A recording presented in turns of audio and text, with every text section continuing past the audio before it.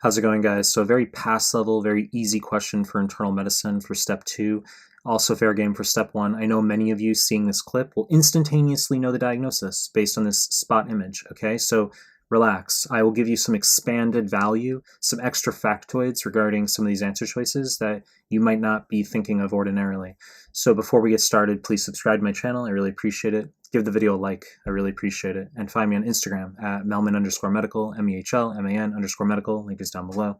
Find me on Telegram. Links are down below. Now, starting this fucking question here. 14-year-old boy, 3-month history of blood in his stool, could be many things.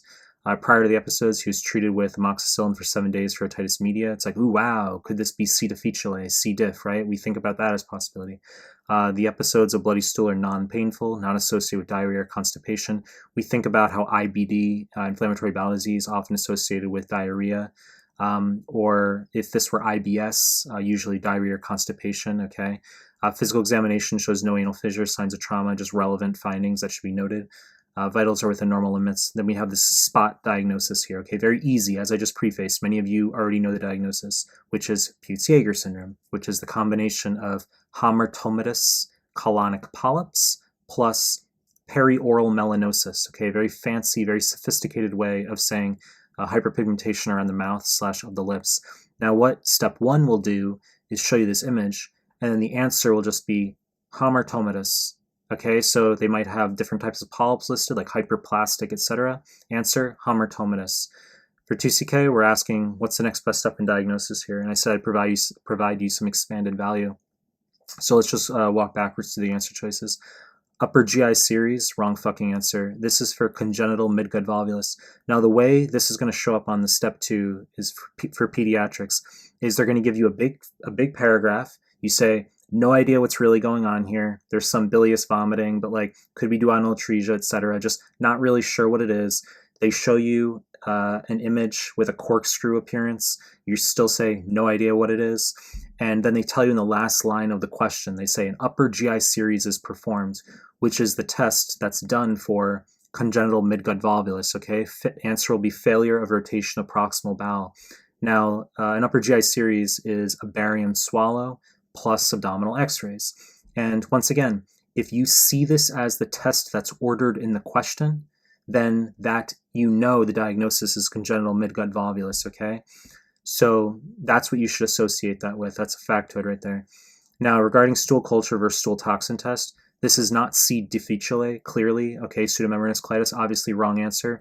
But a factoid to note is that stool culture is always the wrong fucking answer, okay? You're going to do stool toxin test, stool AB toxin test for diagnosis of C. diff, and then a colonoscopy can be definitive. Never do a colonoscopy if the patient has toxic megacolon. You can cause perforation. Meckel scan, wrong fucking answer, okay? So obviously, Meckel diverticulum, I mean, you're going to have an outpouching from within 2 feet of the terminal ileum. It can contain 2 types of heterotopic tissue, gastric, pancreatic. Actually, there is a weird question with endometriosis of Meckel diverticulum. Very fucking weird question, but it's on the NBME. But in general, it's heterotopic, gastric or pancreatic, can cause bleeding. The notion that it can occur in 2-year-olds, usually around the age of 2, is fucking wrong for USMLE. This will usually, I've seen this even like in a 19-year-old, okay? So that's Meckel scan for Meckel diverticulum, can cause GI bleeding. Colonoscopy is our correct answer, okay? I mean, that will visualize our colonic polyps. They're hamartomatous polyps, as I just said. Air contrast enema, wrong fucking answer. This is for intussusception. So telescoping of the bowel in pediatrics almost always, okay? 99% under the age of 2. Very fucking rare, can be an elderly for colorectal cancer, okay? But usually in a child due to viral infection, such as rotavirus or recent vaccine, okay? But they want air enema or contrast enema or air contrast enema as not just the step in diagnosis, but also the treatment. So it's both diagnostic and therapeutic, okay? It's what they want for USMLE for intussusception. Usually a kid bringing his knees to his chest, vomiting, can have bloody stool.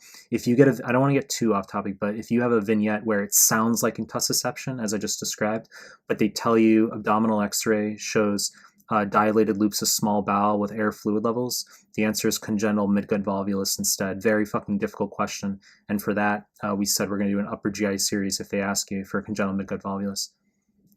You know the deal. I'm going to continue to make more content. If you like my stuff, subscribe to my channel.